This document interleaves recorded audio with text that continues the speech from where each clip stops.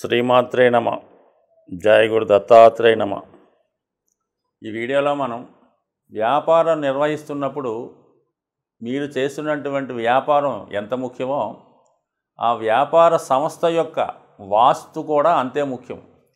మీరు ఎంత గొప్ప వ్యాపారం చేసినా మీరు చేస్తున్నటువంటి వ్యాపార సంస్థ యొక్క వాస్తు సరిగ్గా లేనప్పుడు ఖచ్చితంగా ఏదో ఒక కారణం వల్ల ఆ సంస్థ ఇబ్బంది పడడం జరుగుతూ ఉంటుంది. వాస్తులో ఎటువంటి దోషం ఉండడం వలన ఎటువంటి ఇబ్బంది జరుగుతుంది అన్న విషయాన్ని ఈ వీడియో చివరిలో తెలుసుకునే ప్రయత్నం చేద్దాం. మకర రాశి వారు తొందరగా ధనవంతులు అవ్వాలంటే ఏ వ్యాపారం చేయాలి, అలాగే ఎటువంటి జాగ్రత్తలు తీసుకోవాలి అన్న విషయాన్ని మనం ఈ వీడియోలో పరిశీలిద్దాం. కేవలం వ్యాపారానికి వరకే మనం ఈ వీడియోలో చెప్పడం జరుగుతుంది. మరి మకర రాశి ఇది సహజ రాశి చక్రంలో 10వ రాశి, కర్మకు సంబంధించింది. ఎట్టి పరిస్థితుల్లో కూడా జాతకుడు తన పూర్వజన్మ కర్మను అనుసరించి మాత్రమే ఈ జన్మలో తన వృత్తి చేయగల తప్ప దానికి అతీతంగా ఈ రాశివారు ఎస్పెషల్లీ వేరే వృత్తిలోకి వెళ్ళలేకపోతుంటారు. ఒకవేళ పొరపాటున ఎక్కడికి వెళ్ళినా ఎక్కడ ఉన్నా తిరిగి తన వృత్తిలోకి తీసుకురావడం జరుగుతుంటుంది. అది విధివశాత్తు తప్పగా కొన్ని వృత్తులు కొంతమందికి ఈ మకర రాశి వారికి తప్పనిసరిగా ఉంటాయి. అలాగే కొన్ని బాధ్యతలు కూడా మోయవలసి ఉంటుంది. అయితే మనకి బాధ్యత అనుకుంటాం, కానీ మీకు దగ్గర కొంతమంది చాలా కాలంగా పనిచేస్తూ ఉంటారు. అది ఒక విధమైన బాధ్యత బంధమే, మీకు గత జన్మ బంధం కాబట్టి మీ దగ్గర వాళ్ళు నమ్మకంగానూ అపనమ్మకంగానూ రెండు రకాలుగా ఉండొచ్చు. ఇదంతా కూడా కేవలం మీ పూర్వజన్మ కర్మను బట్టి మాత్రమే ఈ జన్మలో ఈ మకర రాశి వారి జీవితం నడుస్తూ ఉంటుంది. మరి మకర రాశి వారికి ఎక్కువగా కలిసి వచ్చేది భూగర్భ శాఖ, అంటే భూమిలో సంబంధించినటువంటి సమస్త వస్తువులు, అంటే ముఖ్యంగా ఈ భూమిలో ఉన్నటువంటి రాళ్ళు ఖనిజాలు వెలికి తీయడం, క్వారీస్ అంటాం కదా, ఆ క్వారీ సంబంధించింది, నాపరాళ్ళు, గ్రానైటు, ఇటువంటివి ఈ రాళ్ళు సంబంధించినవన్నీ కూడా కలిసి వస్తాయి. గ్రానైటు, క్వారీసు దానికి సంబంధించింది ఎక్కువగా ఈ వృత్తిలో వీళ్ళు బాగా రాణించగలుగుతూ ఉంటారు. మరి కుజుడు ఇదే రాశిలో ఉచ్చ పొందుతూ ఉంటాడు. ఆ కారణం వల్ల ఈ భూములు సంబంధించినది, అంటే భూములు ఎందుకు పనికిరాని భూములు కొన్ని ఉంటాయి కదా, అంటే పనికిరానిది అనకూడదు, ఆ విధంగా అంటూ ఉంటారు. దాన్ని కొని దాన్ని చాలా శుభ్రంగా దాంట్లో ఉన్నటువంటి చెట్లు చేమలు రాళ్ళు గీళ్ళు అన్నీ తీసిపారేసి దాన్ని సారవంతమైన భూమిగా తయారు చేసి మళ్ళీ విక్రయిస్తుంటారు అన్నమాట.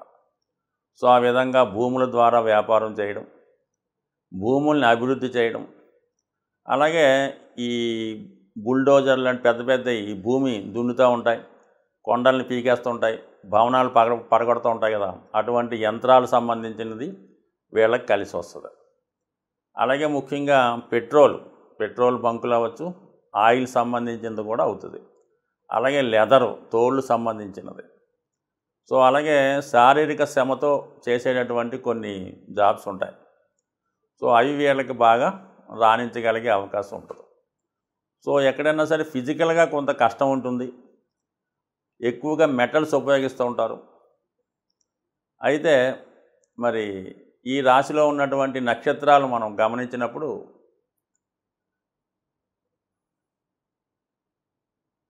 ఉత్తరాషాఢ, శ్రవణం, ధనిష్ట. అయితే ఉత్తరాషాఢ నక్షత్రానికి రవి దశానాథుడు, నక్షత్రాధిపతిగా మరి అధిదేవతలు ఉంటారన్నమాట. అంటే మామూలుగా ఈ 30 మంది దేవతలు ఉన్నటువంటి ఒక అద్భుతమైనటువంటి బలమైనటువంటి రాశిది. అంటే దీనికి ఈ రాశివారు మల్టీ టాలెంట్ కలిగి ఉంటారు ఈ నక్షత్ర జాతకులు. అందువలన చాలా రకాల వృత్తులు ఒకలే చేస్తూ ఉంటారు. అంటే ఒక వ్యాపార సంస్థ ఉంటుంది, అందులో ఆల్ ఇన్ వన్ ఒకడే చేస్తుంటాడు అనమాట. సుమారుగా ఏదో ఒక హోటల్ ఉందనుకుందాం, అందులో పిండి తయారు చేయడం, అట్లేయడం, అన్నీ మొత్తం డబ్బులు తీసుకోవడం, సప్లై చేయడం అన్నీ ఆల్ వన్ చేస్తుంటారు. అలాగే మరి ఈ అన్ని రకాల వృత్తులు ఒకలే చేసి ఏదైతే చిన్న చిన్న సంస్థలు ఉంటాయో, ఈ ప్రింటింగ్ ప్రెస్లు అవ్వచ్చు, లేదంటే ఈ కారు మెకానిక్ షెడ్లు అవ్వచ్చు, మోటార్ మెకానిక్ షెడ్లు అవ్వచ్చు, సో కార్లు బాగా చేసే సంస్థ అవ్వచ్చు. ఈ విధంగా ఆల్ ఇన్ వన్ ఎక్కడైతే ఉంటుందో ఆ విధంగా అటువంటి వృత్తిలో వీళ్ళు బాగా రాణించగలుగుతూ ఉంటారు. సో అలాగే మరి ఈ తోపుడు బళ్ళు సంబంధించినవి, అలాగే క్యాషియర్ వాడే అమ్ముతూ ఉంటాడు, వాడే తోస్తూ ఉంటాడు.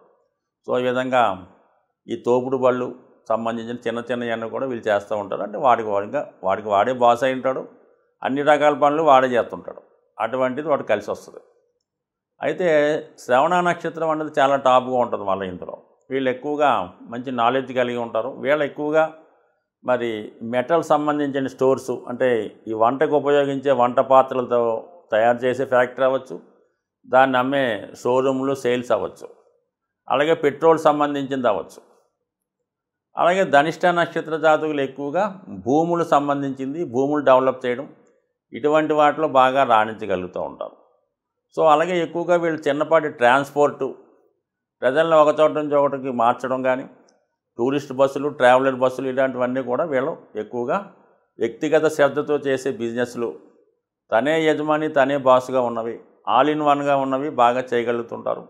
బట్ ఏదైనా వీళ్ళు కష్టపడి జీవితంలో ఎప్పుడైనా సరే చిన్న స్థాయి నుంచి వాళ్ళు ఒక్కరే స్థాపించి 1000 మంది దాకా పెద్ద సంస్థలుగా వెళ్ళే అవకాశం ఉంటుంది తప్ప పెద్ద పెద్ద సంస్థలు స్థాపించి నిర్వహించడం అనేది చాలా వరకు వీళ్ళకి కష్టం అవుతుంటుంది. కాబట్టి కింద నుంచి పైకి వెళ్ళడంలో వీళ్ళు నెంబర్ 1గా ఉండే అవకాశం ఉంది. బట్ ఎట్టి పరిస్థితుల్లో కూడా వీళ్ళు సింహరాశి సింహలగ్నం వాళ్ళతో కానీ, కర్కాటక రాశి కర్కాటక లగ్నంతో వారితో కానీ కలిసి వ్యాపారం చేయడం వల్ల మరి అభివృద్ధి అంతగా వెళ్ళే అవకాశం ఉండదు. ఇక మీరు నిర్వహిస్తున్నటువంటి వ్యాపార సంస్థ అది వాటి వ్యాపారాలను బట్టి కొన్ని దిక్కులు మీకు కలిసి రావడం, కొన్ని దిక్కులు వ్యతిరేకంగా ఉండడం జరుగుతూ ఉంటుంది.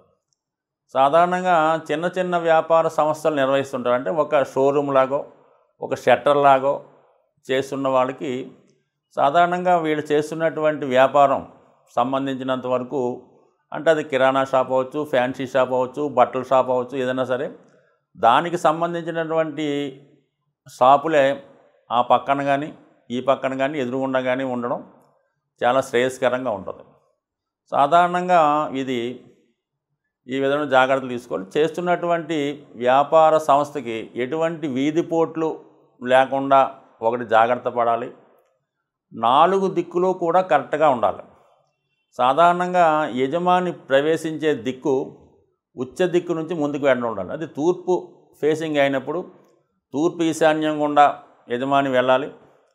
అలాగే షట్టర్ ఓపెనింగ్ కూడా తూర్పు ఈశాన్యం ముందు ఓపెన్ చేయవలసి ఉంటుంది. అలాగే దక్షిణంలో ఓపెనింగ్ రోడ్ ఫేసింగ్ ఉన్నప్పుడు దక్షిణ ఆగ్నేయం గుండా ప్రవేశం ఉండాలి. అలాగే ముందుగా షట్టర్ దక్షిణ ఆగ్నేయంలో ఓపెన్ చేయాలి. అలాగే ఉత్తర ఫేసింగ్ అయినప్పుడు ఉత్తర ఈశాన్యం ముందుగా ఓపెన్ చేయాలి. పడమర అయినప్పుడు పడమర వాయువు ముందుగా ఓపెన్ చేయాలి. అలాగే క్లోజ్ చేసినప్పుడు ఆ డోర్ చివరిగా క్లోజ్ చేయడం జరుగుతూ ఉండాలి. సో అలాగే ఈశాన్యం ఏమాత్రం ఇబ్బంది ఉన్నా, బరువులైనా కట్టయినా మీరు అక్కడ వ్యాపారం ఎంత చేసినా కూడా మీకు ఆ వ్యాపారంలో ధనం కనబడదు, చివరికి అప్పులు మిగులుతూ ఉంటాయి. వాయువు దోషం ఉండడం వల్ల ఖచ్చితంగా వ్యాపార సంస్థలో మరి అరువు పట్టుకెళ్ళిన వాడు తిరిగి డబ్బులు ఇవ్వకపోవడం వల్ల దివాలా తీయచ్చు. మీ సంస్థలో ఉన్న వాళ్ళే మీ ధనాన్ని దుర్వినియోగం చేయడం, అంటే వ్యాపారంలో దొంగతనాలు జరగడం, దొంగ అకౌంట్లు తయారు చేయడం, డబ్బు సరిగ్గా జమ చేయకపోవడం, అంటే ఈ విధమైనటువంటి ఆర్థికపరమైనటువంటి అవకతవకలు మీకు తెలియకుండానే మీ సంస్థలో జరగడం వల్ల ఈ వాయువు దోషం వల్ల జరిగే అవకాశం ఉంది. ఆ కారణం వల్ల సంస్థ దెబ్బతినే అవకాశం ఉన్నది.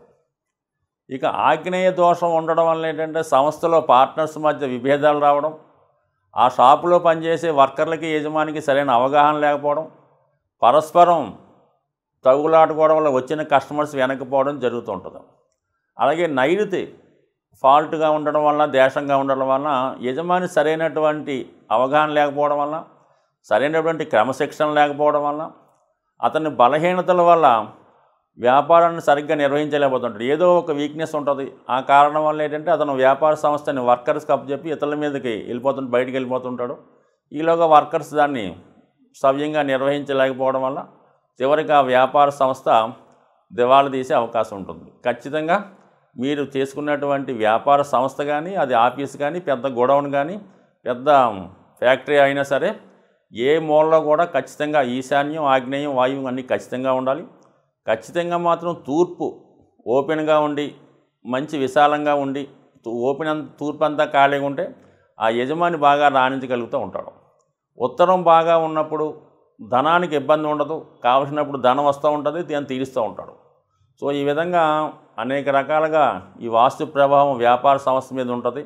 కానీ చాలా సందర్భాల్లో కొన్ని సందర్భాల్లో ఈ వ్యాపార సంస్థ యొక్క వాస్తు బాగులేనప్పుడు కూడా 2-3 సంవత్సరాల పాటు 4-5 సంవత్సరాల పాటు బాగా వెళ్తూ ఉంటుంది. కానీ సడన్గా ఆల్ ఆఫ్ ది సడన్గా ఏదో ఒక ప్రాబ్లం వల్ల ఆ సంస్థకి ఇబ్బంది కలగడం జరుగుతూ ఉంటుంది. సో అందువల్ల ఏంటంటే వాస్తు బాగున్నా కూడా మరి వాస్తు బాగులేనప్పుడు కూడా కొంతమందికి నడుస్తూ ఉంటాయి. అది కేవలం అది ఆ వ్యాపార యజమాని యొక్క అదృష్టాన్ని బట్టి ఆధారపడి ఉంటాయి. ఈ విధంగా ఖచ్చితంగా వ్యాపారం నిర్వహిస్తున్న వాళ్ళు చేస్తున్నటువంటి వ్యాపార సంస్థ వాస్తు, అలాగే వాళ్ళు ఉంటున్నటువంటి గృహ వాస్తు, అలాగే వాళ్ళు ఏదైనా స్థిరాస్తి కొనుక్కుంటే దాని వాస్తు అన్నీ కరెక్ట్గా పాటించినప్పుడు జాతకుడు దినదిన అభివృద్ధి చెంది బాగా సంపాదించే అవకాశం ఉంది. ఇదిగా ఏ విధమైన లోటు ఉన్నా ఖచ్చితంగా అది ఏదో ఒక రోజు ఏదో ఒకనాడు ఎవరి మీద ప్రభావం చూపించి ఇబ్బంది కలిగే అవకాశం ఉంటుంది. స్వస్తి.